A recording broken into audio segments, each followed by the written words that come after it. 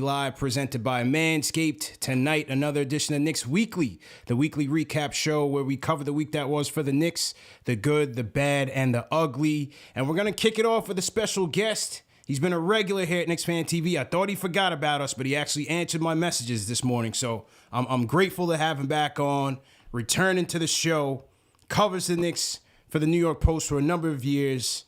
Marc Berman. Marc, welcome back, man. How you doing?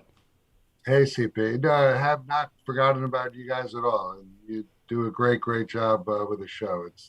It's been wildly popular. Thanks, man. Thanks. And, you know, it's been a while, 2 years for these Knicks now, standing at 13-18 on the season.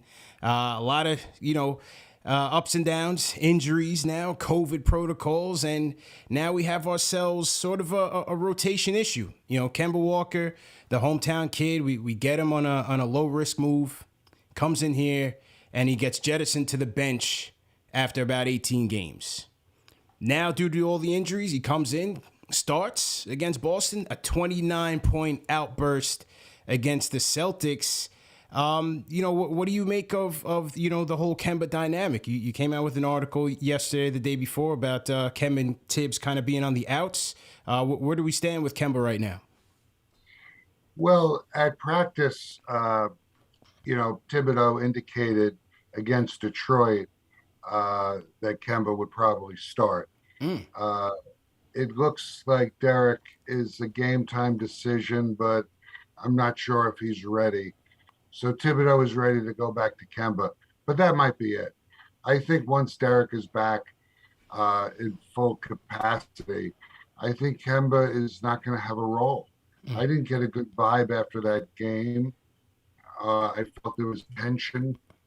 Thibodeau was very reserved. He was complimentary of Kemba, but I thought he was not effusive. And you could tell that Kemba is very bitter.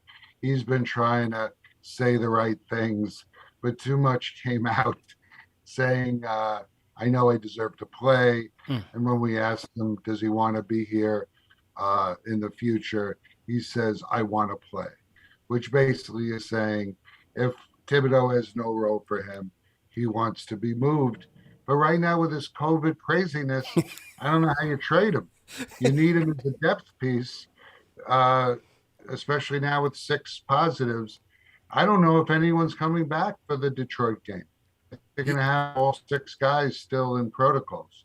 Yeah, at this point right now, Marc, it seems like we need him, and look, I understood Thibs' decision because I understood things weren't working. Although when he did make the decision, I didn't like the fact that he drew the line in the sand just saying, he's out of the rotation completely. Because I just felt like this team was so average at this point that he shouldn't have made that, type of declarative statement, especially when the offense was stuck in the mud.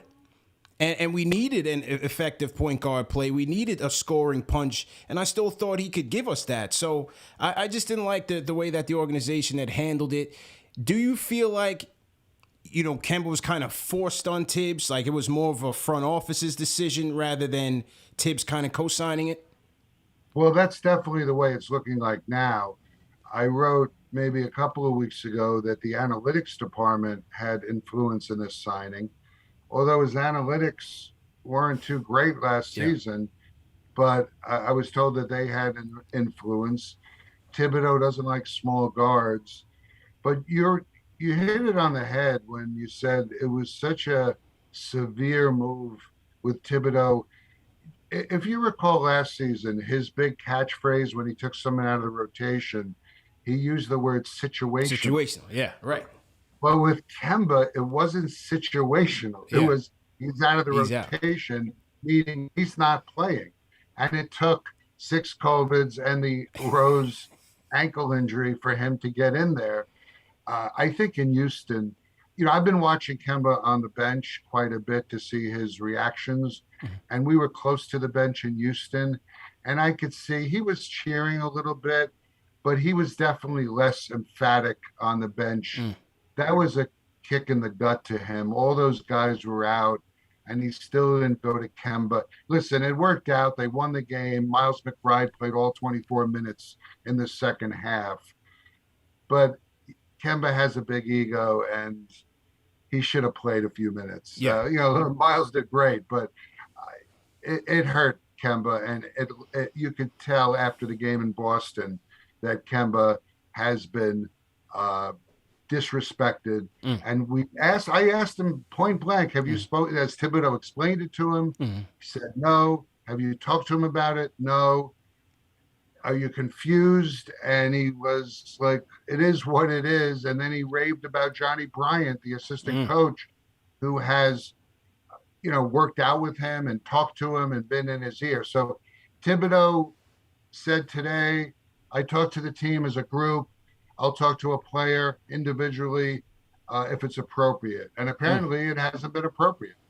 Yeah, very surprising. Very surprising. And then to add insult to injury, for the fans, you have Kemba and Fournier having monster nights in Boston combined for 61 points, and they don't even put the interviews up on the website. The interviews are nowhere to be found. I guess they felt like the Selden interview would have been much more compelling, but the fans would have certainly loved to hear what Kemba and Fournier had to say after that type of night, even though they lost. Listen, some fans had emailed me about that, and I mentioned it in my story, and I actually took some heat from the Knicks PR staff about it.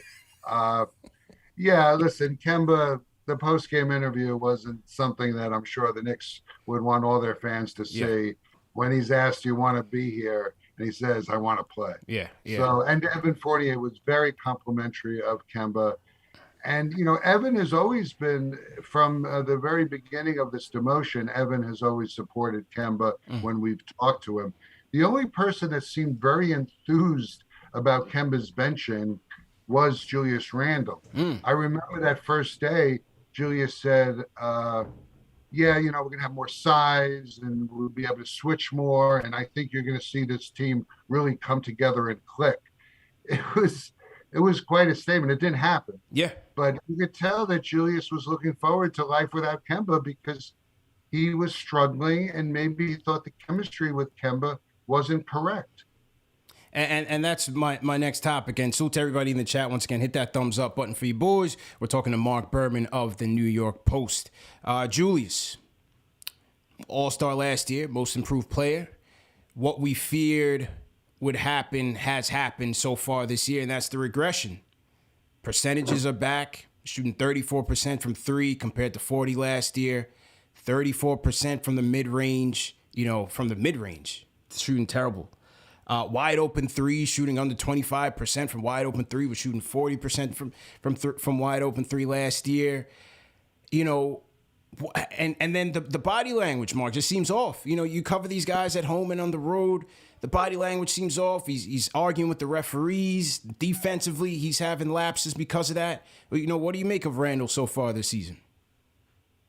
You hit all the right points. A scout a couple of weeks ago said it's easier to hit three-pointers in an empty gym than in a full house packed with, fans making a lot of noise. And if you remember, once the playoffs began last season and Julius was playing before a packed audience, pandemonium, he couldn't hit a shot either. Shell-shocked, man. Yeah, so someone said, he's back to normal. He's back to what he once was in normal circumstances. You hope we're wrong. You hope he's just in a little funk and he's going to get out of it. And if they start winning, he'll come on and be a better leader. They've invested $117 million with Randle off last season. So you hope that last season wasn't a fluke, but right now you have to say it was. And teams aren't even guarding him. You said open three-pointers. CP, the reason why they're open, teams are backing off. They're letting Julius shoot the three because his percentages are down. And plus, it makes it tougher for Julius to drive the ball if you're stacking. So it's a big problem. And it's probably the number one problem when we analyze all the differences of this season and last season. I guess you got to say Randle is the number one disappointment. And you're right, the body language needs to be better. And he's obsessed with the referees. Even in Boston, I don't know if the camera showed it, he was yapping at the referees after a particular drive that he didn't get a call on. And it's like, enough. You already ticked off the referees Right. when you made that statement after the Nets game, Mm-hmm. essentially saying they don't know basketball. I'm Yeah. not talking about those guys. He didn't get fined, but those referees read that, and I'm sure it's in the back of their minds. Yeah. I'm just hoping, for the Knicks' sake, that Julius can just get going, get that mojo going again. But right now, it's a big mystery. Big mystery. And I think part of the problem, Mark, is we still haven't solved the point guard issue, and that's a decades long issue. But in the case of Randle, I had really hoped that he and Walker, he and Rose could find some synergy there where we could go to, run the offense through the guards rather than having to stuff it through Randle. He's out there, he's forcing turnovers, he's taking bad shots, and sometimes he's not even shooting the ball. He had games this past week where he's shooting 9 times. And so I just think, the way we run the offense through him is a problem than himself. There's just no confidence there. Yeah. And I wonder, it seemed like, Julius was sort of the point forward last season a lot of times. And I just feel like maybe he felt more comfortable in that role. And when Kemba's handling the ball so much, he didn't feel as comfortable. And I wish that Thibodeau would have given that more time for Randle and Kemba to get it together. We're talking about 2 essential all-stars, a second-team All-NBA last season. I wish we could have gotten more time for Randle and Kemba to get it done. But that's offensively. I think defensively, Randle and Kemba are both more defenders. Randle taking a step back on defense. And he talked today at practice. He denied it. He says, I feel I'm playing good defense, making switches, being able to guard smaller players at the perimeter. But I'll be honest, he's beaten a lot. He's out of position a lot. Mm-hmm. He doesn't look energetic enough on defense. And my big problem with Julius, he's not a good enough leader. Like when his shot isn't falling, he's out. I notice his body language, as you had mentioned, is a little off, and he's not encouraging teammates. I remember there was one game, I can't remember the exact game, but it was a couple of weeks ago. He was not playing well. Third quarter, he started lighting it up, draining shots, and all of a sudden, he's all energy. He's shouting encouragement, and he looked like a different guy. We were on the road. I think it was San Antonio on the road, so I could see everything. We had a really good seat. But I wish Julius had that, that leadership ability for minutes. But it seems only when the shot is falling do you see that energy. Speaking of, looking forward, and hopefully we get some of these guys back, do you see a rotation change happening again? One of the things I didn't like what Thibs did, I'm a Burks guy, but I don't feel like he's playing to his strengths right now. I'd rather see Burks in his natural role as a microwave scorer off the bench. Thibs automatically puts him in the point guard role, and I just think he's out of place. Yeah, he can handle the position, but that's not his primary role. Now, over the past couple of weeks, you've had Grimes with an outstanding game, McBride with an outstanding game. The fans want the kids to play, Mark. I mean, what do you think about the rotation going forward? Yeah, I mean, Thibodeau's head must be spinning right now because, listen, Burks, again, he can handle the ball a little bit, but he's not a starting point guard. No. And that's why I didn't like the move. And they were losing games. I mean, listen, they wanted to beat Atlanta, but there were some factors there. Atlanta couldn't hit a shot, actually. They were left wide open from the three-point line. Mm-hmm. They lost Bogey early in the game. But Burks had a big night, but Burks has had some really bad nights recently. And I think the toll of playing the point guard position is starting to wear on him. I agree with you. I think they should have a real point guard. And that's where Miles McBride, listen, Thibodeau urged the brass to draft him, and they didn't draft him in the first round. They waited. They finally got him in the second round. But maybe, listen, if this season is looking like, we're not going to be a top 4 team, so maybe we should be a little more experimental and see what Miles McBride can do. with Grimes and play the younger guys and see if he could win that way.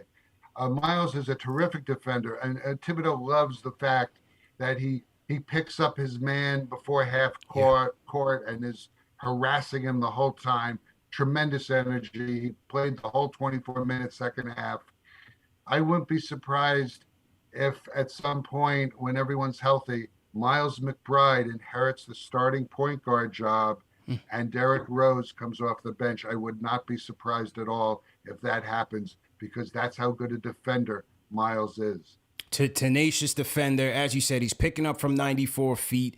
His playmaking is improving. You know, there's something that he said he wanted to work on this offseason. Looked pretty good against Houston. The pull-ups off the three is outstanding. I mean, there's a lot to like about McBride, man. I'd love to see him getting some minutes in this rotation. Well, you know, he was a quarterback in high school, and he looked like a quarterback on the court in Houston. He was really moving the ball. There was just an instinct about him, something that Alec Burks does not have. Right. He's not an instinctive point guard. Right. He's a nice shooter. He can handle the ball a little bit. But Miles McBride showed what a point guard quarterback looks like in Houston. No question. We're talking to Marc Berman of the New York Post. Salute to everybody in the chat. Hit that thumbs up button for you boys. All right, a couple more questions, Mark. Trades.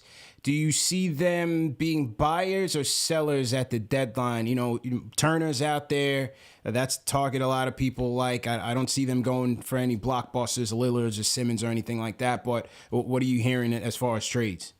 Yeah, I mean, Turner is definitely an appealing piece because you got a big collection of big men who can't shoot. This is the new NBA. Yeah. You look at the four centers of Noel Robinson, even Jericho Sims, and Taj Gibson. They can't make a jump shot, let alone a three-point shot.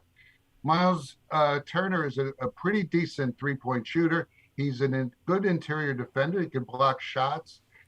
You know, Kevin Pritchard has always, I'm told, would want the moon for Miles. But right now, the Pacers, they're in 13th place, a little behind the Knicks.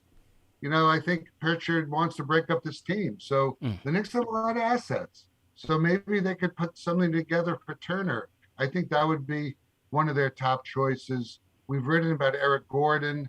He makes a lot of money, but he could play the point guard against the Knicks. He was actually getting into the paint, and he had 9 assists that night. He didn't shoot the ball well, but he's a great three-point shooter. He makes a lot of money, and maybe there's some speculation with the Knicks realize Evan Fournier was a mistake and make some kind of package with Fournier for Gordon, who's older, 33 years old. Thibodeau wants to win right now. So when you say buyers or sellers, they're not selling. They're going to try to buy pieces. They're going to improve them, especially after last season. Unless Leon Rose gives the order and say, you know what, this is a weird season. It's not our season. Let's get to the lottery, play the young guys, and, you know, maybe we could pick up some extra draft picks. Meanwhile, that first-round pick for Charlotte is still in play. Yeah. They made that trade. I mean, Charlotte's doing very well this year. Well, the league is doing lousy. So right now it's protected through 18. There's still a chance it falls to the Knicks. Could have 2 first-round picks. Yeah, not bad. Not bad. So we'll see what happens there. Now, as far as guys coming back, we did see them make 2 acquisitions today based on the COVID hardship exemption. The return of Damian Dotson. I didn't think I'd see that. We got Damian Dotson back. I don't know if Michael Beasley's on the way or Moutier's on the way back. You know, it seems like they're dipping in the past there, but you got Dotson and Mooney back. Could any of the young players that have been out on COVID be coming back soon? I mean, I'm hoping by Christmas they get a few guys back, but before then, I mean, the NBA is encouraging this. I mean, in some ways, it's a little weird because you're bringing in these outsiders into this COVID situation, and right. I mean, I'm sure they're being tested and everything. But listen, Damian Dotson is a Thibodeau player, even though he was drafted by Phil Jackson back in the day. He's a 3-and-D type. He can shoot the 3 and play. He's got great size and plays hard defense. So it's a Thibodeau type of guy, and I think he's going to play. In fact, I think, you know, Thibodeau's going to find a way, perhaps to not play Kemba if he likes what he sees from Damian, and he'll give more minutes to Burks. And, Derek is back very shortly. So that's a good signing. The other, they signed this G League guy from Mexico City, Moody, who, he's like a combo guard, short, but he plays hard defense. I think he went to North Dakota. He went undrafted in 2019, but he's a piece. He's a body in case there's foul trouble right now.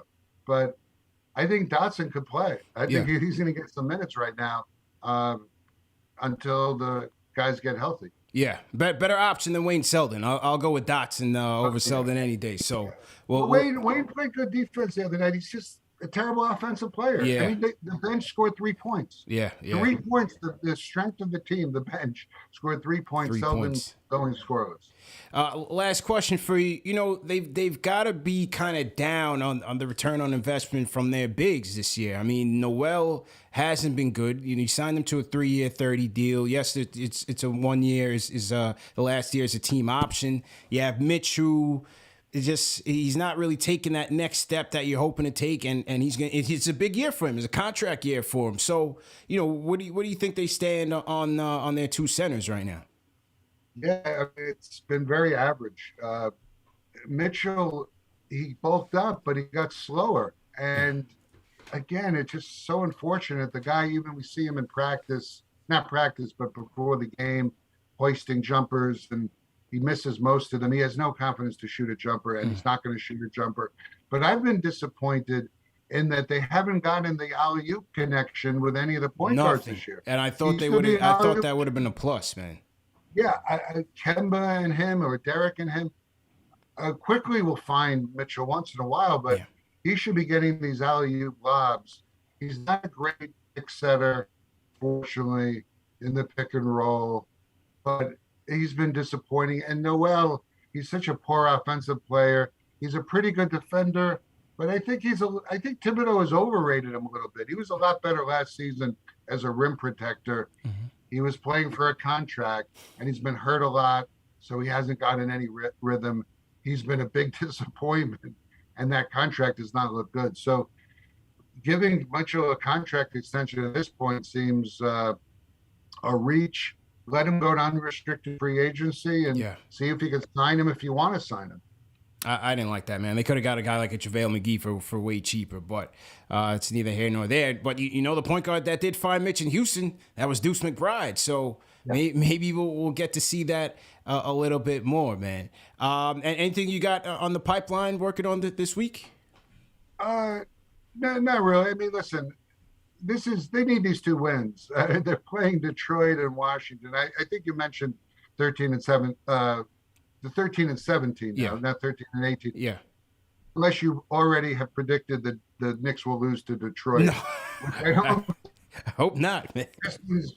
I don't know how they are able to sell this to their fan base. But the Knicks need to pick up these 2 home wins going into Christmas. Trae Young may not play on Christmas. Yeah. So Adam Silver, I believe the NBA could go on pause at some point, but Adam wants that Christmas Day bonanza, and we'll see how many healthy folks there will be actually playing on Christmas. The Knicks would get a huge break. You hate to talk this way because it's COVID. Yeah, right. But if Trae Young is not going to be healthy, the Knicks could sweep these 3 home games. Then they go on the road for 4. But if they could go 3-0 on this little homestand and win on Christmas, it could do a lot for their confidence. And maybe they'll be 8, 7 right now at 12. Yeah. They're staring at the lottery. It's amazing. Yeah. What has transpired. Unreal. And with the COVID situation now, it's looking like a G League showcase game for Christmas. So we'll see what happens there. But Marc, I always appreciate the time you give us on this show, man. Don't be a stranger, Marc. You got to come back more often. But I'm glad you came on tonight. Thanks for your time. CP, thanks so much. I really enjoyed it. Love your hat. And you're doing a great job, and happy holidays, Merry Christmas, and just I'll be on anytime you want. You too, Marc. Happy holidays, and be well, man. Thanks again. All right. Thank you. Take care. All right, that was Marc Berman of the New York Post. Salute to everybody in the chat. Once again, hit that thumbs up button for you boys. Call us up, 657-383-1509 is the number to call. Let me get my guys in here. We got JD, Alex Trataros, the Tratacaster in the waiting room. Let me get these guys in here right now. Let's get those likes up. Hit that thumbs up button. We in here doing investigative research. We're doing research tonight, investigative work tonight. You know what I'm saying? Hit that thumbs up button for you boys. We just got Marc Berman from the New York Post in here chopping it up with us. Let's go. Hit that thumbs up button. And, yeah, man, had some things to say. Let me get Alex and JD in here, Tratacaster and Mr. Sports Talk. Fellas, how you doing, man? It's doing as good as you can be, man. How you doing? Say, man. Do it as good as can be. As good as can be, yeah. Any takeaways from you from Mark's comments?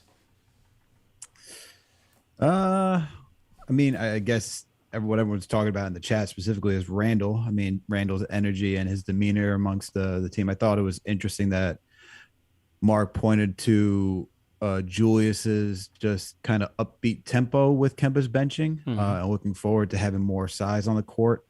Yeah, he thought he was getting Peyton back, I guess. Right.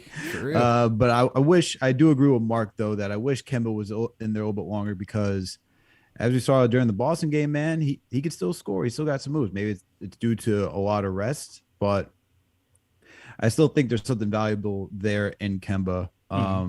I thought the benching just outright was a little too much. I thought it was a little early, JD. I remember we came on. I don't know if it was me or you or me or Alex. I thought it was a little bit early. I understood it for sure, and I didn't mind it. As you know, throwing my guy Burks in there, I didn't mind it for a little bit, but I just thought it was a little bit too early. I think they hit the panic button a little too early on that, and you need time to get some chemistry. I know, yes, he's a turnstile on the defensive end. I understand that, but offensively, we needed a punch, and if you weren't going to go directly with Rose or IQ, I didn't really see the point, honestly. I mean, I think what makes it worse is the decision, the personnel decision after the benching in terms of who the replacement was and what the game plan was, which was Alec Burks.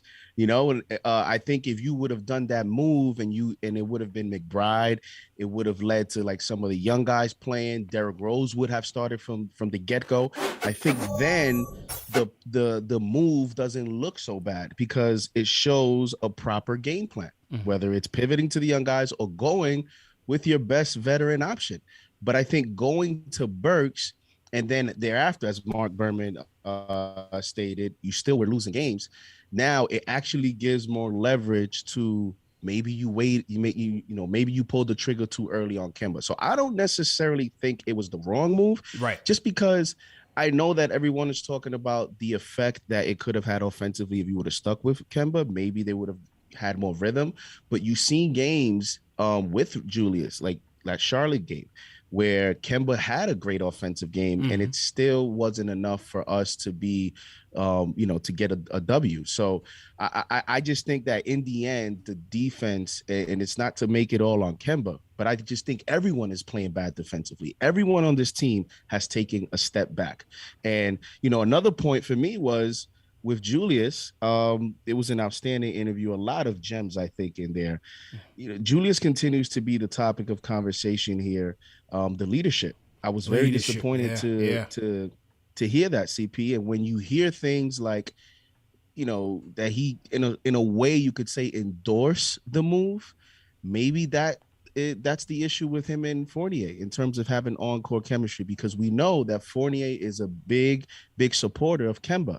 And when you start losing games and you see the complaining to the refs, you see the bad body language, right? The losses start to pile up. Yeah. Now you create a potential divide in the locker room, right? Yeah. So he has to be very careful here about the way that he is behaving, the way that he's leading by example, because if the Knicks continue to struggle, we could see some turmoil in the locker room. And I'm concerned about that. Yeah, no. To add on to that. Go ahead, Al. Go ahead. No, to add on to that, like I wrote for KnicksFanTV.com, likely players to get traded, and I highlighted Kemba in there. And, the Knicks have been 2-7 since they benched Kemba. So, and then on top of that, their net rating, the overall team's net rating has dropped from a negative 0.2, which was 17th in the league, to this was before the Celtics game, to negative 5.8, and that was 23rd in the league. So there's something there. Not saying that, like, we've seen like Fournier's defense not be there. We've seen Julius Randle's defense not be there. We've seen Mitch's and Noel's defense be inconsistent at times. We've seen this. The entire team is just out of whack. But that piece that we can't measure, which is team camaraderie, right? If as JD pointed out, where Fournier is a big supporter of Kemba, and as Berman pointed out, Fournier is a big supporter of Kemba. Like Berman we say, like, he's always giving him praise. Yeah. That can translate to the court. You know, we saw with Elfrid Payton last season when the noise from the outside you just see it just banging on the wall. He didn't like it at the end. You saw the attitude. CPU caught it where he was just disconnected in the playoffs with Elfrid Payton last season, just sitting on the bench. That translates to players too. Like, we're humans. You know, they're humans. They got emotions. Yeah. They feel a certain way. If Fournier is a big Kemba supporter and he doesn't like that, you know, you're seeing the team captain, even though it's not official, that Julius Randle is endorsing a move like that, and that he feels that his running mate from Boston didn't get enough time to shake loose. Of course, it's going to translate to the team's overall play. So I wouldn't be surprised if that's adding to this out of whack team that we have right now. It's a big part of the problem, man. You know, he's the head of the snake. He's got to be better. That's just point blank, period. And let me chime in quickly. I was very upset when Berman said that, you know, Randle sort of, you know, had pushback on the defensive questions in terms of his defensive performance, and that he felt that he was, you know, playing maybe better than what we were seeing. You know, I would have to look at the actual question to see what was the context there. But if in fact he, you know, kind of pushed back against that, he feels that, you know, I'm actually playing decent defensively. I don't know what tape he's watching, you know, and me personally, when we talk about leadership, those are the examples. You know, people forget this is a social media era where players are going home, they're clicking on Twitter, they're seeing the same clips that SNY is posting, they're seeing the same clips that KnicksFanTV is posting, they're seeing the same YouTube interviews, right? Because you want to see what your coach is saying about your performance, you want to see what your teammates are saying, and when a teammate sees that, you know, a teammate's going to say, what are you talking about, Julius? And when we talk about leadership, to me, he's taken a big step back defensively. One of the main reasons why we've had terrible starts, to me, has been the lack of defense on many players, but you are our best player. You know, this was one of the underrated things about his progress last year in terms of being most improved player, and what led to us having such a successful season. Defense was on point. point. His energy on defense. Yeah. And so, you know, for you to not say, you know what, you're right, you know, I need to start getting better, starts with me, and then that energy will be contagious. For him not to take that type of He's got to hold himself accountable, bro. To me, is disappointing, bro. When you talk about leadership on this team, when you talk about how can this team turn it around, I know Derrick Rose has more accolades and is a more respected veteran, but it starts with your highest usage player, your most highly paid player. Starts with Julius. 25% from wide open three. Wide open. 34% from the mid-range. What was that stat you sent me earlier, bro? There's 28 players in the league who shot over 80 mid-range shots so far this year, and he's last in percentage, 34% from the mid-range. He's 28 of 28. Oof. 28 out of 28 from the mid-range. And listen, leadership, you know, he doesn't have to be, I mean, leadership could come in many different ways. Yeah, right. And some people lead with energy. You know, Derrick Rose is a leader in his own way. Team plays better when he goes out there, and he you know, he's a quiet leader, but people feed off his play. And the fact of the matter is that Julius Randle needs to take on that role. And I don't want to hear excuses, because last year when things were going right, you were out in front of the media, and you were taking on the challenges. So now that there's adversity, when adversity hits is when you actually are tested, is when your true qualities are tested. And this upcoming week, Marc Berman talked about it. This is a very important week.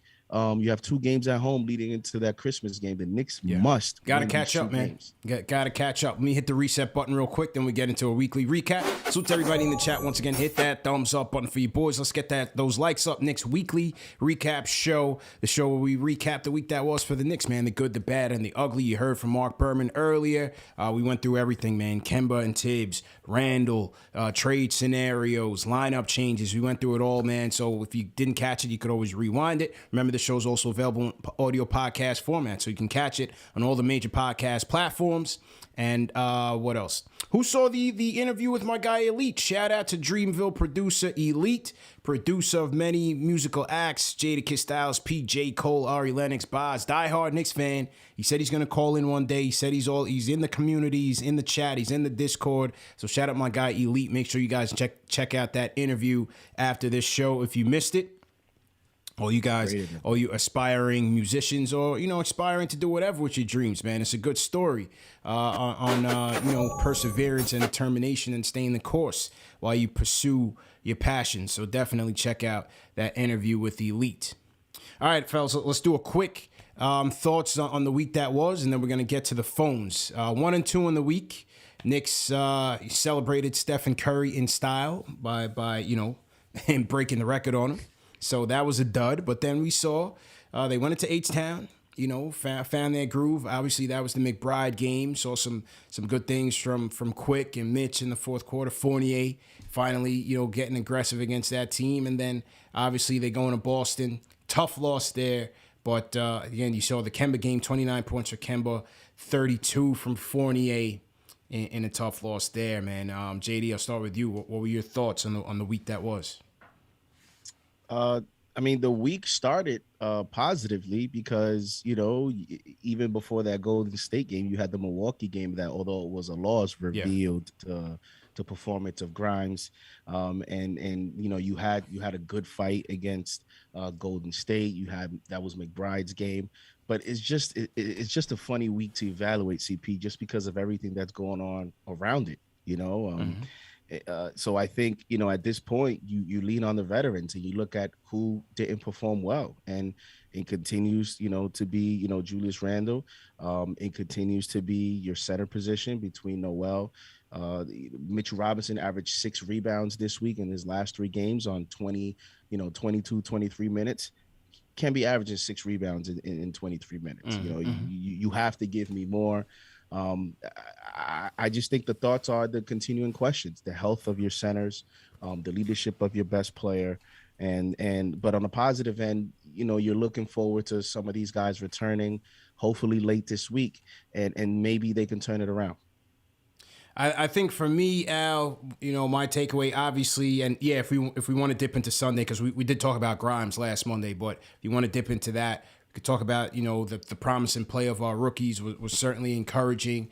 I'm hoping to see McBride or Grimes or both get some rotation minutes here going forward. Probably not realistic where they are right now, but maybe one, maybe it's Grimes, or depending on who comes back from COVID protocol and when they come back. But hoping to see more of that because look, these are unquestionably our 2 best defenders on the team as rookies.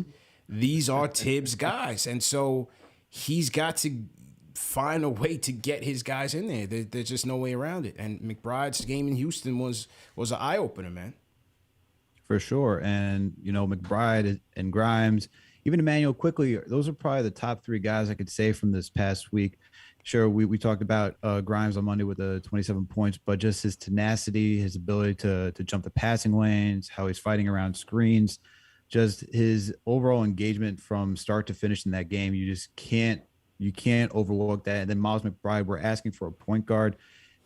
And he just comes out and does that in Houston. And even in the limited minutes that he had against Golden State Warriors, right? You see him sticking with Steph Curry, not necessarily like a glue, but he was following him around, sticking with him. He was coming up, going a full court press on him, which he loves to do. And you like seeing that. You saw it translate again against the Houston Rockets, and he stood out. You know, the ability to get 9 dimes, to just shoot so well from behind the arc. His pull-up game is just silky smooth. You know, you want to see him attack the rim a little bit more, but you see that there's some opportunity. And for a guy like Tom Thibodeau, who praises defense and wants and preaches defense first and foremost, you'd have to think that you have to get Grimes and McBride in there, especially when the entire thing that we've been talking about for the last couple of weeks is energy. And if you want energy, these guys are giving you energy. And also, if you want guys who shoot the 3, which Tom Thibodeau, let's not forget, that's what he said at the beginning of the season. He said, we know defense was going to be the bread and butter, not the bread and butter, but like the foundation of this team. The next thing he said, we want to take more 3s. You want to take more 3s? Add these 2 rookies in there because you have, let's see, you got Miles McBride shooting 44% from behind the arc off of 4.5 attempts. And then I don't have it for Grimes right now because he wasn't in for the last 3 games, but you see that he was shooting very well off a high volume as well. So why not have both of those guys in there? The question is, if you do put these guys in there, who do you want starting? Whether it's Derrick Rose, if you want some veteran presence, do you want Miles McBride to go with some use and just have some tenacious defense in that starting lineup? Those are the questions that need to be answered. But Tom Thibodeau can't hold back on these guys any longer. And it's not that we haven't seen him play rookies. We saw it last season. Granted, we didn't have the depth as we have this season, but Tibbs has got to make the adjustment once again and put these guys in there in this rotation. And one of the things, JD, you know, we haven't named the player of the week in a little bit because I've been disgusted. So I've leaned against it because of how disgusting they played this week. But, you know, despite the dud against the Warriors, which I was really tight at him about, I'm hoping that is this a more focused, aggressive Evan Fournier that we see going forward? I'm gonna give him the player of the week this week. All right, I'll give Fournier the player of the week this week. Hold all the tomatoes in the chat. You know, I just liked the way I just liked the fact that he was aggressive, especially as we were undermanned. The Boston game I thought was a big one for him on both ends of the court. Saw some good defense being played out there on Jason Tatum.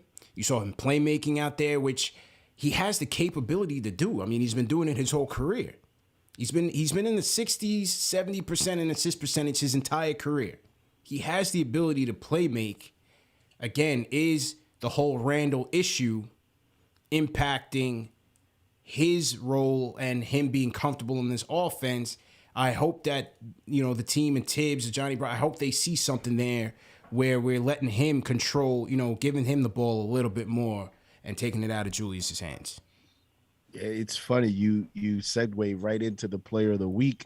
My next point was going to be, you know, what's at least the one positive is Evan Fournier in a funny way, because, you know, as you mentioned, even though he had that dud against Golden State, I still have it at 19 points for the week, 35% 3-point shooting, almost 54% overall from the field. And when you look at those numbers, you know, and you talk about what are the possibilities leading to the trade deadline, could he be a potential trade option? Well, you hope that he can duplicate this week into multiple weeks, because it can only raise his value. How does he get there? I think you have to look at that Boston game and look at how we utilized him a lot in where he caught the ball right after half court. There was a lot of plays where he started right over the line of half court. He was on the corner. He asked for the pick and roll high. And I think the reason he does that is because since he doesn't have the athleticism or the speed, when you don't have those measurables, you need as much real estate as possible to allow you to get to your spots. And I think Fournier was doing that a lot in that Boston game, where he used a lot of the court and it allowed him to get to his spot. So it created a lot more spacing for him. Using him in those type of situations and more often, I think, will only help his ability to, I think, remain motivated, because he seems like one of those energy guys, rhythm guys, where when he's just standing around, he doesn't look engaged, and you can lose him mentally. So we need to be more active. Quick. Right. And it also connects to the whole thing of, let's switch up the offense. Let's run it through our guards, whether it's McBride or Rose with Fournier. Let's have them be more in that playmaking role instead of giving it to Julius in the post. Because when you give it to Julius in the post, it's usually by the key the 3-point line or the free throw line. To me, that's not close enough to the rim so that, you can create opportunities for your teammates. So I'm hoping that, maybe this time where there's people out and we kind of need more of him, he has higher usage and he could build some confidence. Yeah. Add on. Go ahead. No. And to add on to that, we haven't seen Evan Fournier utilized as he has been in Orlando. He's been mostly a spot up, catch and shoot 3-point shooter, which really doesn't use all of the skill sets that he was capable of doing when he was in Orlando, coming around the curl, driving to the basket, doing that playmaking, just getting into that type of rhythm. Actually, if you look at Queen in the Glass, this is outside of the split with what he had with Boston and Orlando last season. This is the lowest usage that he's actually had, which is 18.9%, putting him in the 64th percentile. Usually is somewhere in the 70th and higher percentile of his usage rate. So if you want to get him activated, you're going to have to give him the ball more. And we saw that in Boston, that it works to get him going at least. Does that help the team? That's yet to be seen because we haven't seen it yet. But we should at least, if you're going to have, if you want to move Evan Fournier, you got to use him in order to raise his trade value. So, showcase him, show that he's not a dud on this team. Maybe another team will come through, say, hey, we'll give you whoever young player. You can throw him in a deal for whoever, and you can get Evan Fournier off this team. True indeed, man. True indeed. Salute to everybody in the chat. Once again, hit that thumbs up button for you boys. Knicks Weekly presented by Manscaped. Fellas, not too late, man. Christmas is 5 days away. You can still go out there and get your Manscaped packages. Go out there and get that Lawnmower 4.0. What I love about that 4.0, man, it is aerodynamic. Comes with skin-safe technology. Cut down on those nicks. Skin-safe technology. You have the spotlight, LED spotlight. So, if you want to do it in the dark, whatever you're into, hey, that's your thing. You can also use it as a flashlight if the lights go out. Good battery life. You can charge it wirelessly or on the wire charge as well. Also waterproof. So, you can do it in the shower. Again, whatever you into, whatever you and the ladies into, hey, do your thing. Go out there, get that Lawnmower 4.0. Go check out the Performance Package 4.0. It comes with the Lawnmower 4.0. It comes with the Weed Whacker, the ear and nose trimmer. You get a pair of boxer briefs. You get your travel bag. You get your ball deodorant. So the Performance Package 4.0 is also a good holiday gift to get for yourself or have your significant other get it for you. And as I said, we got the body wash. Boom. We got the shampoo and conditioner, fellas. Go ahead. New in store, new in stock at Manscaped, man. So they're taking care of us. They're taking care of you head to toe. Go to manscaped.com, enter promo code KFTV for 20% off plus free shipping. All right? And always remember, no testimonials. If anything, send them to Ash. Don't send them to us. No testimonials. All right? But you didn't hear that from me. You didn't hear that from me. All right. Well, fellas, Al, did you get yours? You got. I did. All right. It's great. Yeah, it's great. I'm telling you, bro. Remember, the missus loves it. Yo, that's what I was. You just got married, bro. So be careful, bro. You know what I'm saying? Just if you're gonna use the body wash and the shampoo, just a little bit, bro. Don't OD. You know what I'm saying? Look, you just got married, bro. Don't OD. Trying to hold off on the kids for a little bit longer. You know what I mean? So I don't use that much. Just a word to the wise, bro. Trust me, man. I've been dealing with this stuff for a little while. Just a word to the wise. All right. All right, let's get to the phones and then wrap up. Let's go to Michael on the Discord, man. We got a ton of people in the COVID protocol, and we had to put Big Mike in the protocol too, Al, man. Michael, how you doing, bro? Yo, man, I'm good. Today, man, bounce back today. Yes, sir, man. We bouncing back after that trash call, man. Let's go, bro. Hey, get that trade value up for that Frenchman who has everything but COVID. Oh, he's going to O-State. Man, player of the week for having 2 good games. Jesus Christ, bro. 2 points, 5 points here, bro. Come on, man. Damian Bassett is better than him. Aaron Aflalo is better than him. Aaron Aflalo is doing the same thing he's doing now. We paid $79 million for him. Come on. Oh, man. The Aflalo was a bust for us, too. You know what, Michael? This Fournier deal is reminding me of a Aflalo, man. It really is reminding me of a Aflalo, man. It's very on point. Has worse knees than me, and we're not playing Sims? Yeah. Sims has the body of every lady wants. I know Ashley's sipping for Sims right now. Wow. He's going in. Let's go. Hey, man. He's back. What? He's back. Hey, man, what y'all talking about earlier about Randle? about like he just looks lost out there in the whole locker room. Like he's seeing when Kemba got benched. You see how Randle's best season and the things he's doing now, the last season, you see they call me Baby Theo for a reason, man. There has to be a coincidence on why there was no problems in the locker room last year. And Randle had his best season out of all the seasons with COVID and with Theo in that team. Maybe it was a Bullock. Maybe it's a Bullock effect too. Who knows? Maybe it's a Bullock effect. I'm just saying that all of his other years of his career, he was like this. Yeah. With Theo, he's like a changed man. He need no antidepressants, no calmer medicine to calm him down, man. Yeah. He was. I mean, yeah. Okay. And I just play the kids, bro. I don't want Ben Simmons. Yeah. I'm not saying the Ben Simmons is bad, but y'all were just clowning him, sending him to Shanghai Sharks in the summer. Now he's the second praise coming of Jesus. This is what happens when we get desperate, though, Michael, man. And Michael is back. Philly wants probably young people for him. Yeah. And there's no point.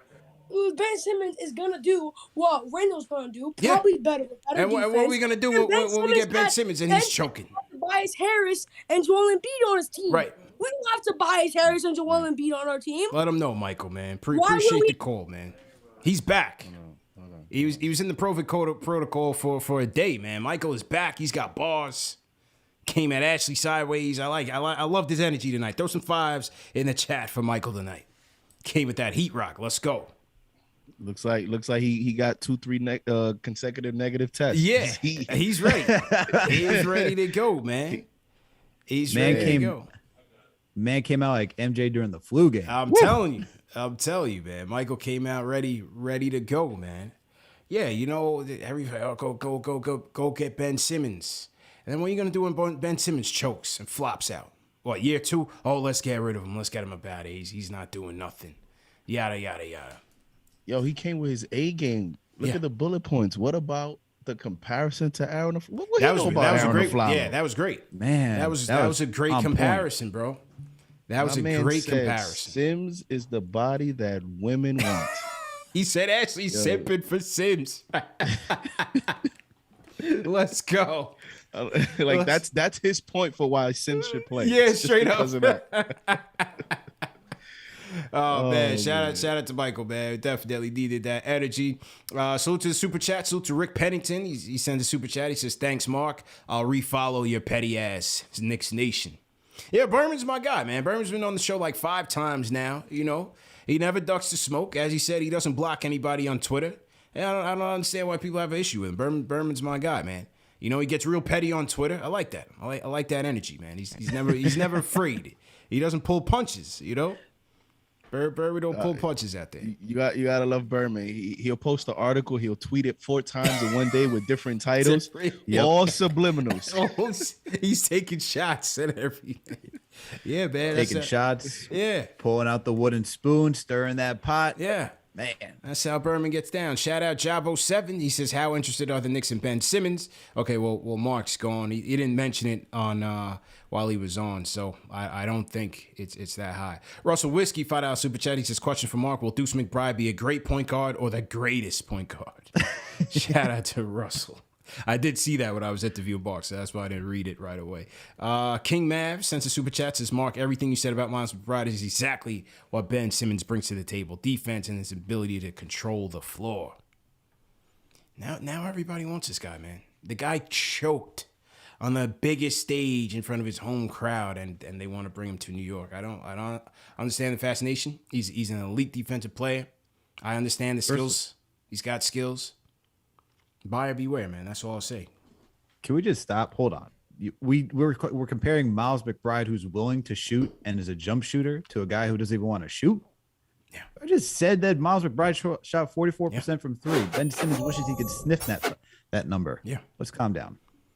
Desperate times call for desperate measures, man. All right, a couple more calls before we wrap. Let's get to I got Nate here on the Discord. Nate, let's go. What's up, y'all? How y'all feeling today? Good, man. How you doing, bro? I'm doing all right. Yeah. I think I'm gonna be real quick. Our priority list right now, at least in the short term, we need to rehabilitate Randle, mainly for a trade. And it's not even like, because like Randle went through this adversity the first year with the Knicks. Like everybody got on him, and like he bounced back next year. Granted, it was like different circumstances, but I don't think he's this bad, you know. And it's like we just gotta get him. We gotta get him right. We gotta make him look like he can actually play in an offense, because he's just not making decisions quickly. He's missing rotations, you know. And I just want to touch on this real quick. There's a real push to play the young guys, right? Mm-hmm. And I just want to let y'all know, when you play a bunch of young guys, you know, you could look at Orlando, you could look at the Thunder. You don't win a lot of games. No. So it's like, and granted, our old guys aren't playing good at all, so that doesn't really change anything. But it's like when you go that route, you're going to that 4-letter T word, and it's like, you know, yeah, it's like, do we want to do that again? Like, we've done it before. I think fans do, but they want to skip right to the draft. Like they can't bear to watch all the losing, because then they want the coach fired because the coach stinks. And then the front office don't know what they're doing because they didn't get a star. It's all over the place. So they want to tank, but they want to go straight to the draft. You know, they want to tank without watching all the games that it takes to lose to get that preview draft. You know what? I'll sit through them games. It's like, hey, we did. We did. We got RJ. The only thing I want from this front office, we gotta commit in one direction. It's like, we say we're a win now team, right? Yeah. But like, what win now team signs Kemba Walker for $8 million and Evan Fournier and call that win now move? Like, what win now is like signing Lonzo, DeRozan, getting Vooch. It's like, you're pushing your assets towards the table. You know what I mean? And it's like, great. Everybody had questions about them when they were going to the season. They look good. Are they championship worthy? I don't know. No. But they committed to a direction.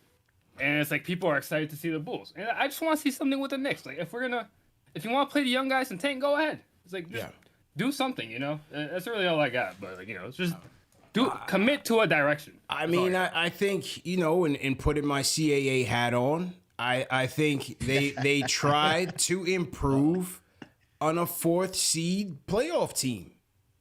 Now, it wasn't Lonzo. It seemed like he was destined for the Bulls. I don't know what their interest was in DeRozan. They didn't get him. So they went with the next best thing that they could do. They wanted the shooting. You got to pay for that type of shooting. What you thought you were going to get. Hasn't turned out that way. They wanted the shooting. Kemba falls in their lap. They needed point guard, an upgrade at the point. Lowry was already destined for the Heat. The market was kind of dry. Did you want to overpay Campaign? Did you want to Reggie Jackson was, and those guys were likely going to stay with their teams. Reggie Jackson wasn't leaving the Clippers to come to the Knicks. Him and Paul George are best friends. The Clippers took a chance on him. You saw him crying after that post game in the playoffs. He was staying with the Clippers.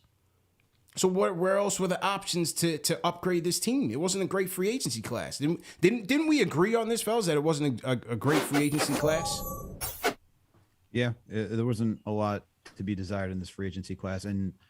But I think what the caller is alluding to is that they used all their chips, whether it was draft capital or and so forth, to go in one direction, saying if we're going to be a win now team, fine, we'll give up picks and so forth to get Lonzo and DeMar DeRozan, which I get that, but we're looking at year 2 of a new front office. I don't think they want to give up their draft capital that way. I think they went the middle route, which is let's just try to sign guys without having to give up a lot of draft asset. We don't really know the direction of this team yet, so let's just kind of stay middle, stay water, and just read the land of the NBA one day at a time.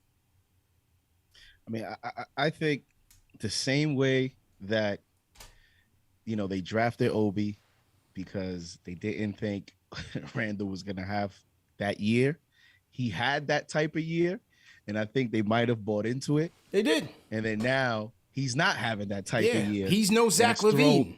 Let's put it that way. Everything off. He's no Zach LaVine. Everything off. Right. So when you have a Zach LaVine, you do go out and get a DeMar DeRozan, a Vucevic, and Alonzo Ball, because Zach LaVine proves to you that he is a cornerstone piece that you can try to build around him. And Randle having the type of year he did last year, you know, might have swindled a little bit the front office, and then now the front office, well, you know, we don't have to go crazy this offseason. We'll get some veterans, we'll run it back, you know, and maybe we'll have another productive year, And then who knows? Washington has a bad year. Maybe Bradley Beal wants to come here, you know. And I think what they've tried to do is try to do everything at once, remain competitive, right, and then stay flexible. You know, stay flexible and competitive, and then wait for that.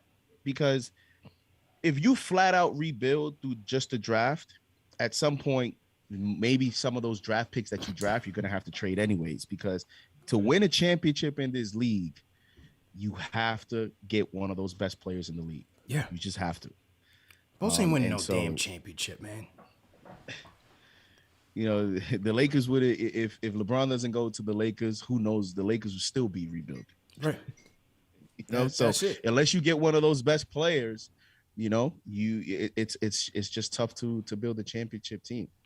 That is a fact, man. All right, who are we going to go to on the phone? I see King Deej on the Discord. I see Jay from Florida. Who's closing tonight? Who's the closer? Everybody in the chat, throw your pick. Who you want closing tonight? Who's going to be whining and complaining?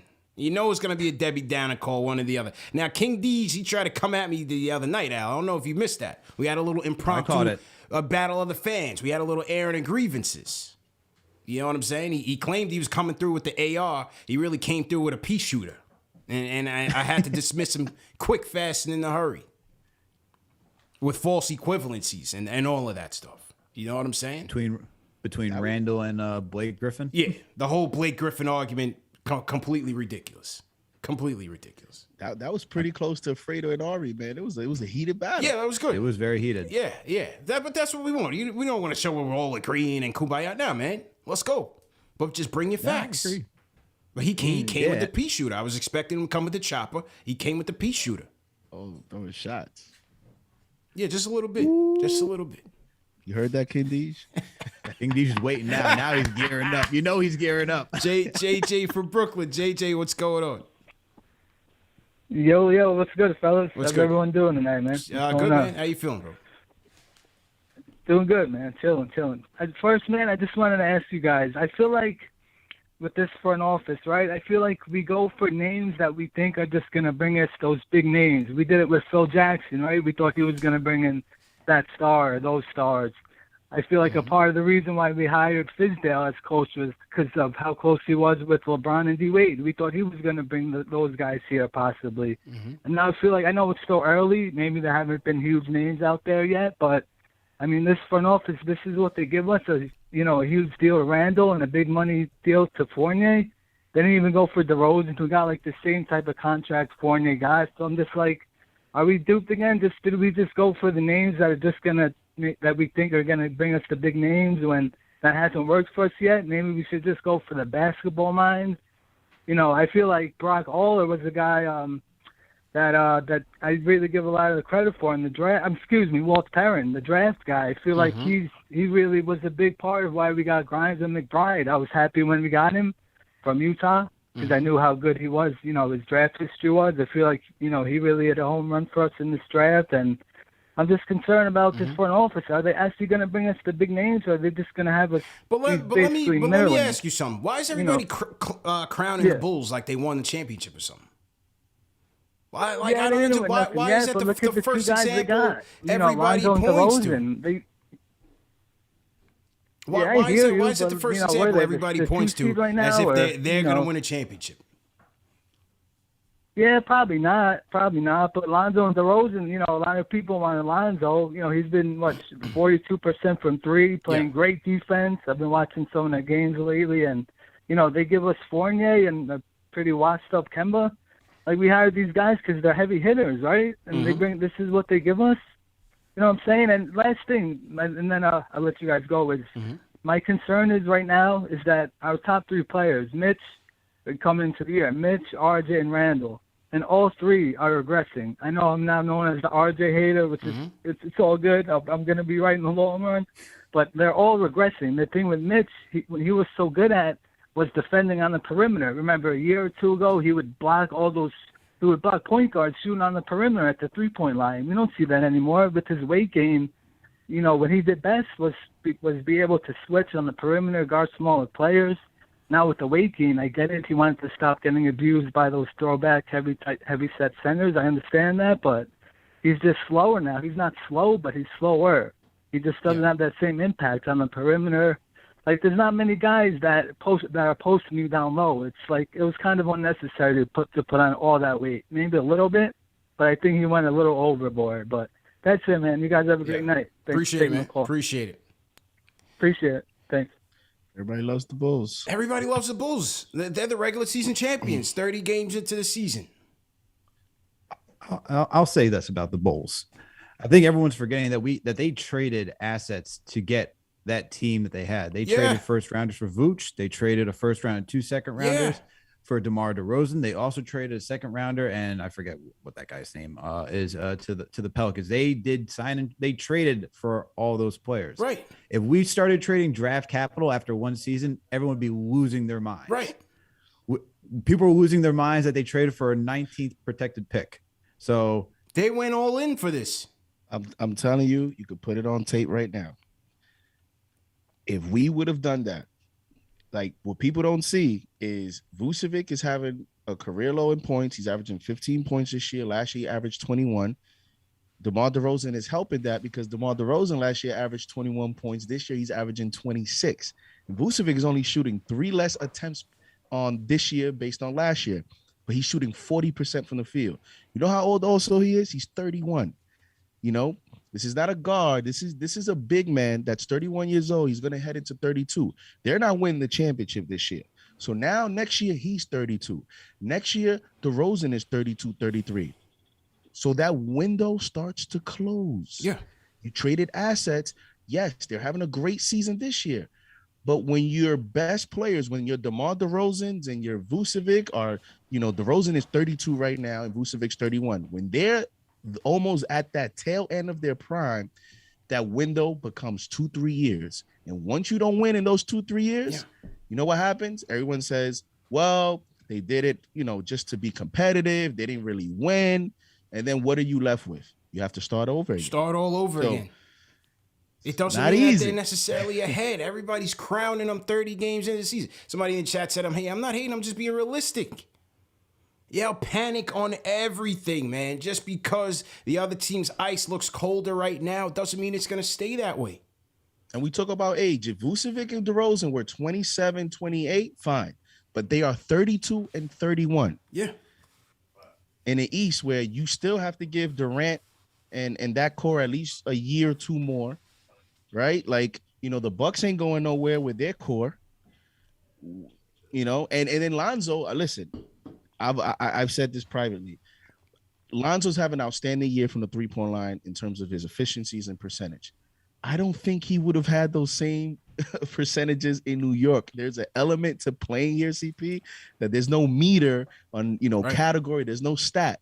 It's just a different animal playing here. So I'm kind of done trying to guess what player's going to play well here or not, because playing in New York City, maybe you want to add LA in the Staples, well, not the Staples Center, the Crypto Center now. Crypto.com.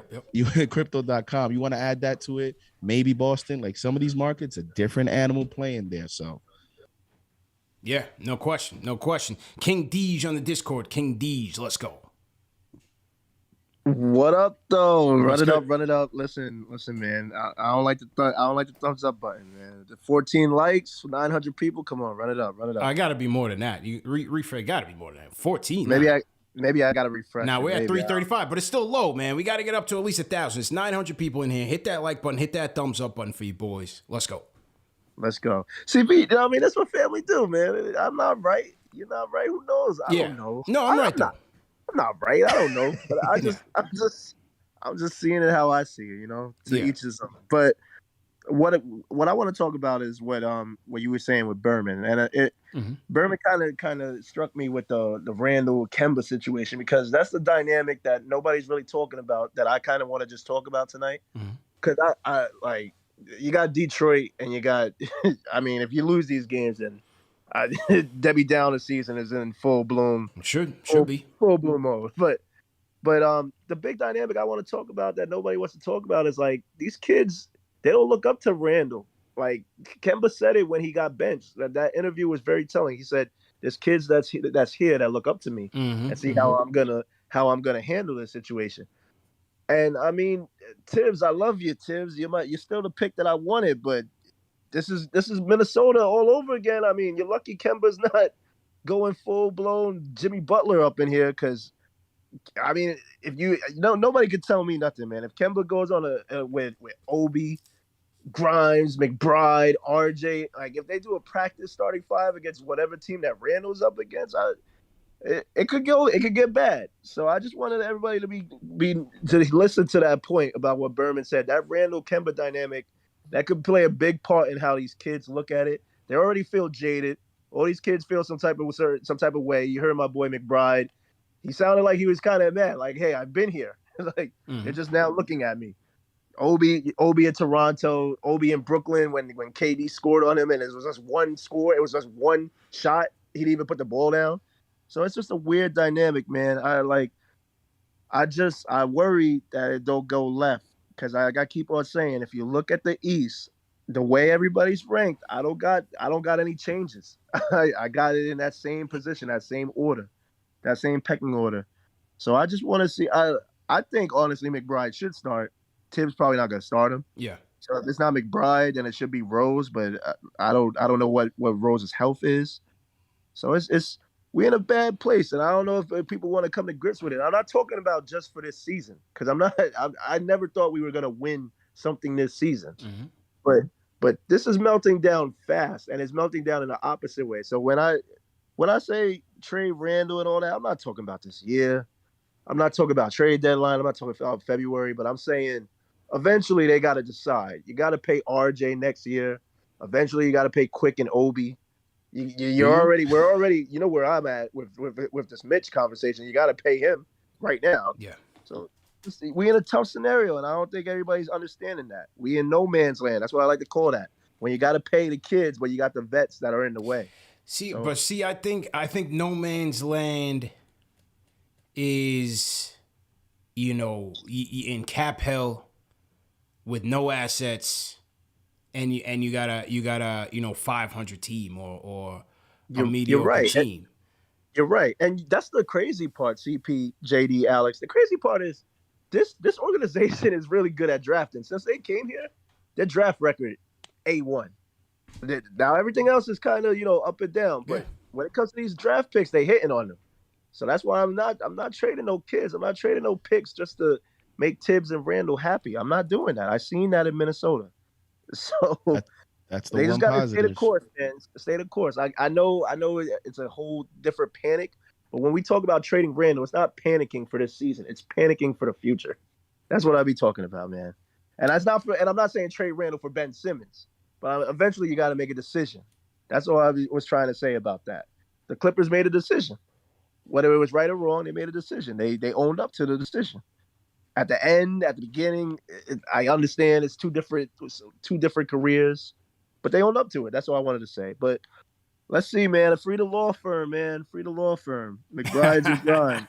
I'm going to say that all day. I'm out. Peace and love. King Deej on the Discord. So to everybody in the chat, once again, hit that thumbs up button for you boys. Knicks Weekly Recap Show presented by Manscaped. Go to manscaped.com. Enter promo code KFTV for 20% off plus free shipping. If you guys are new in the chat, leave a hashtag new. We'll shout you guys out. Also, throw your cities in the chat, man. Where you guys checking in from? Throw your flags in the chat. Let us know. Knicks back in action tomorrow against the Detroit Pistons. Let's see who's back. We got Dotson came back, man. I was surprised to hear that. Knicks dipping in the multiverse now, fellas. We bringing back, Dotson. I don't know if Michael Beasley's been throwing his name out there. He wants to get back into the swing of things. Could the tank commander be far behind? Could Moutier be on his way back? That guy could stay far away. But the walking bucket that is Michael Beasley, I'd be more than happy to I'd love to see Michael Beasley there. I'd love to see Michael Beasley in the Tibbs circus, man. Of course. No doubt. And whole team free dot, baby. Welcome back. Yeah. Some people are saying if we're gonna do that, let's go get Frank back. Let's go trade for him now. Hey, Frank's happy right now, man. Frank is with the Mavs. The Mavs just picked up Theo Pinson. So, Michael might have another team, man, because now they got all our guys. They got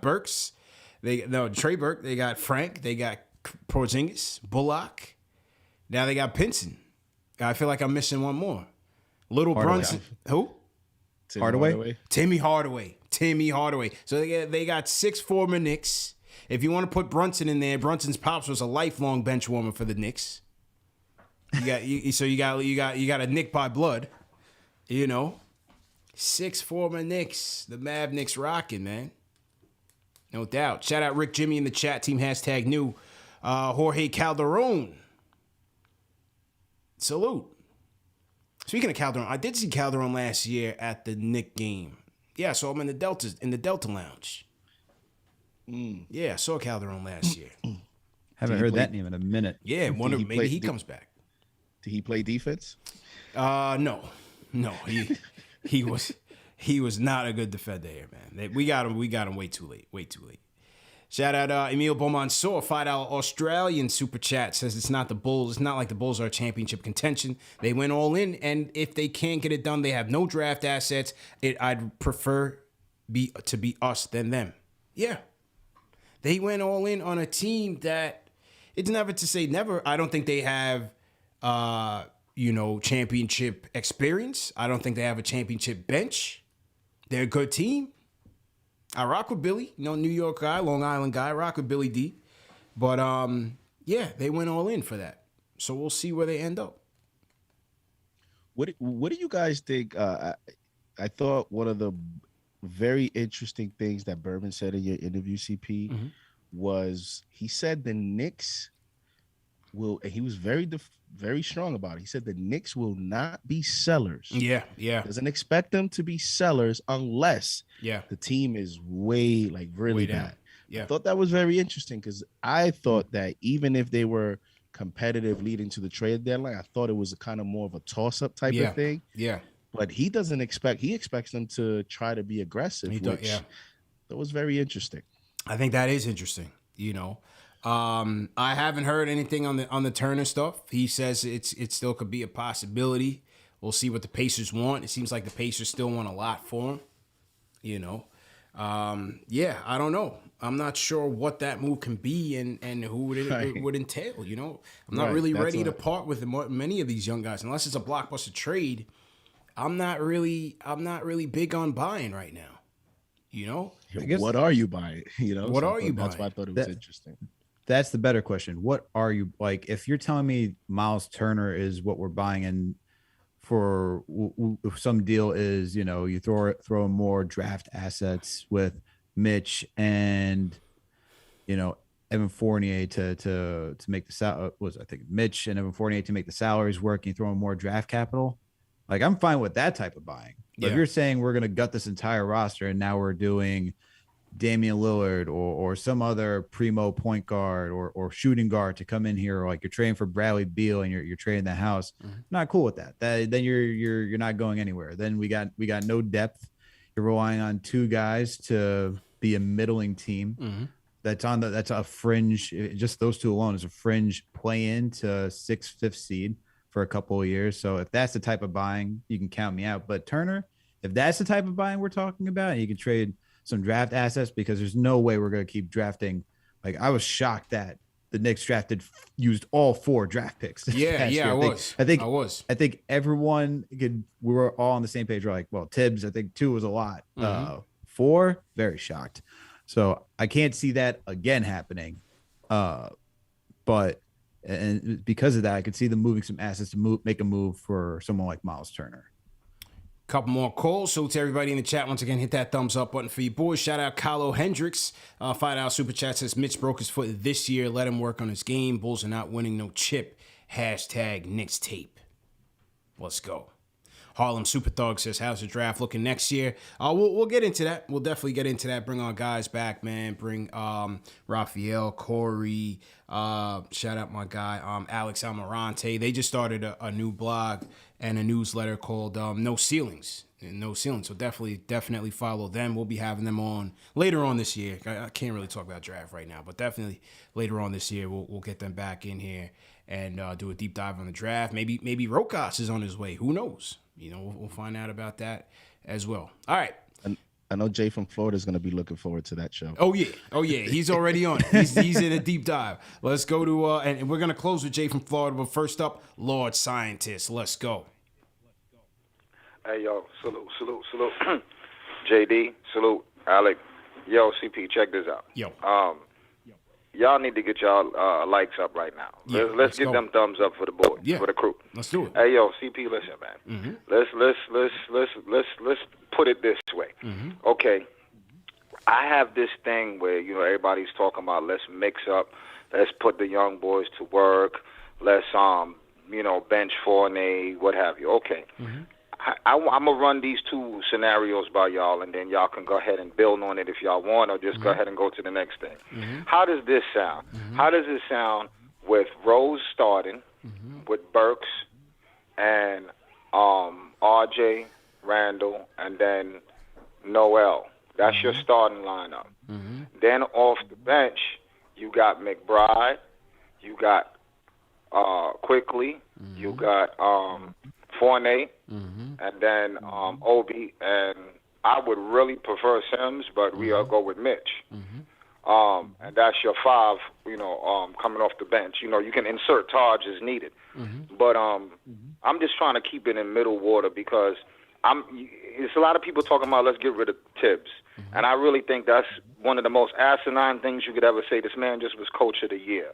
So there's no way you expect that the Knicks is getting ready to get rid of Coach of the Year the second year into his tenure. That's just foolish to me. Another thing, it's an issue with Randle. I'm going to admit that. I'm seeing it. I'm seeing his body language. I just don't know what to do with it. Like, as a fan, it's like I don't want to just dump him. You know what I'm saying? He got a lot on his plate. There's a lot expected of him. So I'm really trying to cheer for him. I really want to see him come out of this rut just for the haters, just because I still believe in the 50 burger, JD. Yeah. So I kind of got that scenario for y'all, and I'll let y'all go so y'all can keep it moving. Appreciate and I'll it. just listen. Lord Scientist, man. Happy holidays, bro. Appreciate the belief. Said dust off that grill. Yeah. He believes in you, JD, man. It's Lord Scientist. So that lineup was the one that I was thinking about recently, especially when Fournier was playing that way. So not no more. We got to see how. Let's take a look this week, see how this week goes down. But I'm not against that lineup. That was the lineup I was looking at. It's just the question of. Same questions all the time. Will Rose make it? Does Thibs want to make him a starter? Clearly he doesn't. And that's it. That's my biggest question, bro. Maybe Berman is onto something with the McBride thing. Maybe he's onto something. Because I keep saying it. It's and one of the callers earlier talked about he doesn't necessarily agree with playing the young guys. I think, like I said, I think these young guys, it's kind of like an asterisk. It's kind of like an anomaly where these young guys, I think, yes, their title is rookies, but they can help you win games this season because of what they bring to the table. They're elements that are NBA ready now, and nobody's saying that McBride should start and play 35 minutes. They can play 20 minutes, and those 20 minutes could lead to positive results. So that's why, hey, if they have a tough week this week, remember, this is an important stretch they're in, right? Like this is a soft, in terms of record-wise, this is a little bit of a flexible stretch of their schedule, the next 15 games or so. If they're not trending in the right direction, Thibs is going to have no choice but to pivot early. True indeed. Right now, they are 12th in strength of schedule, opponent strength of schedule. They're 12th, 52 games left. And, that thing fluctuates all the time. It all depends on how the other teams are playing. The last week, they were 5th. Their 5th hardest schedule. Now it's the 12th hardest schedule. It all depends on how, these other teams in front of them are playing. But as you said, JD, this is a lighter part of the schedule. They still haven't hit the 2 tough West Coast trips yet. They still haven't gotten there yet, so that's going to be a tough one. They haven't even played Miami once yet. That's always a tough one. After Atlanta, they have. Let me share this screen here for the folks at home. Just salute to everybody in the chat. Hit that thumbs up button for you boys. Shout out Kareem Cummings in the chat. Kareem, what's good? They have Detroit this week. It's Detroit, Washington, Christmas Day against the Hawks. At Minnesota. Gonna be a tough. That Minnesota team plays tough. I think that's my league pass team. I like watching them play, man. They play tough. Karl Anthony Towns looks like he's trying to kill everybody out there every single night. You got Jared Vanderbilt, tough, scrappy on the wing. Obviously, you got D'Lo. Will Anthony Edwards be back? He's coming into superstar form. They're going to be tough. That's going to be a tough game. Then you at Detroit, at OKC, at Toronto. You know Toronto's tough. You know the Pacers are tough. Back-to-backs against Boston. So that's a tough 4 right there. And then San Antonio at home against San Antonio. So, but even if we stretch it to just this week, right? Since we're covering this week, you're talking about the Pistons, who have the worst record. Then you have the Wizards at home. The Wizards, since they've started 10-3 in the season, since then they are 6-12. So and they've come back down to earth. To me, that's a game you should win. You saw last year the Knicks dominated the Wizards last year. And then you have the Hawks on Christmas Day. They won't have Trae Young. Well, I mean, we'll see, but it doesn't look like they will. Look like it. And even if they had him, the Knicks went to Atlanta and beat them with Alec Burks as a starting point guard. Berman mentioned how he thought, they missed a lot of shots. Well, they're 14-15, so they're missing a lot of shots against a lot of teams as well. So, this is a week where the Knicks, I mean, is it greedy to ask to go 3-0? Should. Should. If they're serious about trying to turn this season around, they should. That's why I said, when you look at those points I just finished illustrating, if they have a tough week, you got to play the guys. It's going to be an interesting week because depends on, as CP pointed out, who do we have coming back for this week? You'd think that we can take advantage of other opposing teams that are down some of their top guys, or even the Wizards, who are in a slump right now. But this Knicks team, man, is just too inconsistent. We don't know who they play down to competition. They should be playing down to, and they play up to competition that, they'll get up for the Nets and the Bulls and they'll come up short. So you don't know what this team, that's the problem that we have around these parts. But this should be a week the Knicks can get back on track. It should be, like, on paper, but we keep doing this on paper. Right. They just they just have to do it and go out there and execute. CP keeps calling for 3-0 weeks. 3-0. It's not going well. It ain't happening, man. So we'll see, man. Shout out to everybody in the chat, man. 1,000 people in the chat. Let's get those likes up. Hit that thumbs up button for you boys. Knicks Weekly presented by Manscaped. Getting ready to wrap up shortly. Cassius Clay, $10 super chat, says, if we miss the playoffs playing and don't make any trades this year, is our best move to trade Randle this offseason? And was Woodson the real coach of the year? Well, I mean, the thing, first of all, the thing with Randle is you got to realize is that he's going to have some years left on that contract. He's still, after this year, he's still got 4 years left. So if you do trade him, what are you getting? If he stays terrible this year, what are you getting? And how much salary, how much commitment in years are you taking back? So all that has to be factored in to the equation. Was Woodson the real coach of the year? I don't know. I think fans kind of overrate Woodson now with the whole we need Woodson back. I mean, Woodson's offense wasn't any better than what we had right now. We just had better 3-point shooting. It would still relied on isolation with Carmelo, and we had better 3-point shooters. We had Novak, JR, Felton could knock it down. Kidd was very efficient in the beginning part of the year. He was building a brick house later on, but he was very efficient when he first came in. She could knock down a three for you. I mean, they had a way better 3-point shooting team. They were the best 3-point shooting team in the league. That's a fact. And even for last season, after Woodson left, we still split that tough West Coast trip 3-3, and we went on a 9-game winning streak after Woodson. So I love Woodson as much as the next Knicks fan, especially when Melo and that team that you just pointed out, Steve, was here. But this, what we got right now is much deeper than that. I mean, we're seeing guys just, I listened to the Dunker Spot podcast, and they're discussing, when you watch the Knicks, no one's doing backdoor cutting. Everyone's just staying still. There's a lot of ball watching around here.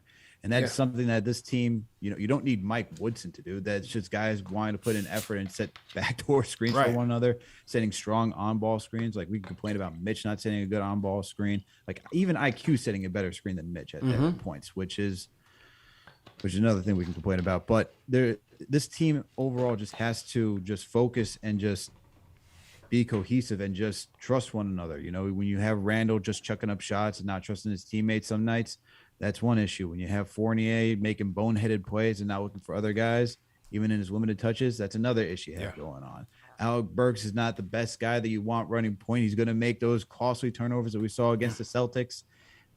And we just can't have that either. It's just we're trying to figure out, it just goes back to Thibs having to figure out what's the rotation that we need to see here. And I think playing those young guys, inserting Grimes and McBride is going to help immensely. He just got to figure out how he's going to do it. Shout out Mont Blanc. Nolan, he says, this week can definitely make or break us. A couple games under 500 and missing these bunnies would hurt. If we lose to Detroit tomorrow, I'm not even doing a show. I'm putting that out there right now. Don't text me nothing. Yeah, I'm not if we lose to Detroit tomorrow, there is no show. Don't even come here. Yeah, I'll be that disgusted. I'll need a break. I need a mental break. We'll hold the space on Twitter. Yeah, that's what we'll do. That's it. I won't even show my face, man. For real, man. All right, let's go ahead, Al. What you say? Yeah, you have to give me a week, man, because I'll have no equipment. I'll be busting TVs and computers. I'm done, man. I'm done. All right, let's go to him, man. He's been waiting a while. I guess we can go to him to close the show. Debbie Down. Yeah. What's good, man? Let's go, man. Hit that like button. Hit that subscribe button for the boys. Every show we got to match the chat. The chat got to be the same number as the likes. Hit that like button. Hit that subscribe button. Turn the notifications on. Yo, shout out Berman, man. Shout out Berman for always keeping it real. Yeah. Anti-CAA. He's going to tell the truth every time. He's going to point them out on what they're doing wrong. He's going to call it how he see it. Shout out my brother Berman. And they still let him in the building. My brother King You know what I Deej. mean? Berman is Teflon. Yeah. He can say what he wants, and they still let him back. The rest of the beat is CAA-TV. They out there, they don't want to ruffle any feathers. Shout out my man Berman. Yo, this team is nasty, man. It ain't like an Oakland nasty. In the 90s, it was nasty. Like, we had the reputation of being a tough team. This team is just nasty attitude, right? You got Randle. Randle went on national TV, went on the podium and told on the refs.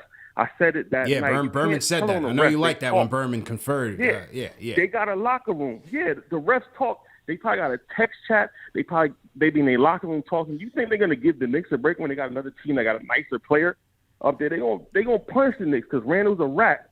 He's a rat. And then he went on IG yesterday with his cowboy jersey on, that was whack. And went to the game to watch the Cowboys beat the Giants. What kind of optics? How much you love New York? If you losing on your court and then you wearing a Cowboys jersey and you put it on IG, come on, man. He don't love New York, man. That's not a leader. Thibs the same way. Kemba said that Thibs hasn't explained the benching all now. It's been a month. What kind of leader doesn't explain the benching to a legendary? That was kind of strange. That was kind of strange to me. I'm not gonna lie. I was surprised to hear that. I thought they would have conferred on it first, and then Thibs came out with it. I was kind of surprised, honestly. That's a joke, brother. Kemba putting real work in this league. He's a multi-time All-Star. Them kids probably idolize Kemba. Randle has done nothing in this league. Kemba has done everything. It's just his knees gave out him, but he's a legend. You explain to that man why you bench him. The optics is bad in the locker room. Then you got Jamal Crawford going on Twitter and talking about, you can't let coaches talk about the optics, saying players are done. You listen, man. People talk, them NBA players talk, them vets talk. How the Knicks gonna get a superstar player? We never gonna get a deal because nobody's gonna come play for Thibs if Thibs is not even explaining what he's doing to his OG, legendary veteran players. How you gonna get somebody in the building? And the second fact is Bill Bill's wife got a YouTube channel. My wife be watching it, talking about her life and her little kids in D.C. She got her mom and dad in D.C. They got their life set up. Bill's not going nowhere. Nobody's coming to New York to save the Knicks. It's not going to happen. We need to tear it down. Like I say all the time, get in the draft. Go draft Jaden Ivey. Go get some players that can actually play ball. The drafting has been genius. Walt Perrin and the other cat from Cleveland has been genius drafting. Play to your strengths, Leon. I don't want the fake winning. I don't want the 50 burger. You got the scientist cat talking about, oh, he still believe in the 50 burger. No, the team is not winning 50 games. You're not winning the playoff series. Stop listening to these fans that don't know nothing, that don't never want to win a championship. I'm tired. I'm tired of it, man. I'm tired of it. You got to really build, focus on your strengths, let them boys cook and get draft picks in the building and do what they need to do. No free agent is coming to New York to save the Knicks. Randle's nasty. I'm surprised if anybody ever want to play with Randle. He's nasty. He threw his man Kemba on the bus. That's a legend. Come on, man. You got to be supportive. Just because it ain't going your way and Kemba ain't passing you the ball, you still got to support your man. To me, I know that I'm always on the draft your talent, but back to the Randle thing. We got 4 more years of Randle. You're going to say I'm switching sides. To really get Randle to act right, you're going to need a big dog in it. You're going to need a real vet. You're going to need a real superstar to sit that man down. He's hard to humble, man. Yeah. He's hard to humble. That's true. I agree with that. Playing arrogant right now. Yeah, you're going to need a big dog to get in there and try to calm him down. All that arguing with Evan at half court before the half. And like, Evan's a grown man, brother. Why you out there arguing with him because you ain't see it a certain way? Like, he got to be better, man. He got to be better. Yeah, man. I'm flabbergasted at the team, man. I'm flat. And my last point is going to ruffle some feathers, but I feel like the team should have picked Darius Garland over RJ. I feel like we should have went for the shooting. Yeah, I'm gonna say, man. Big up out of yard, my name. Let's go. Big up out of yard, my name. Worldwide, I see it. But RJ is not a high stakes wing. In the NBA, you need high stakes win to win championships and win playoff series. He's more of an average role player. He's more of a bench player than anything. Garland can shoot the rock. He can handle. He's good in pick and roll. He should have been a pick at 3, man. Going forward, I say we let Walt Perrin and the other cat cook, let them draft the talent, man. Look what they doing with Deuce. Look what they done with Obi. Look what they done with Grimes.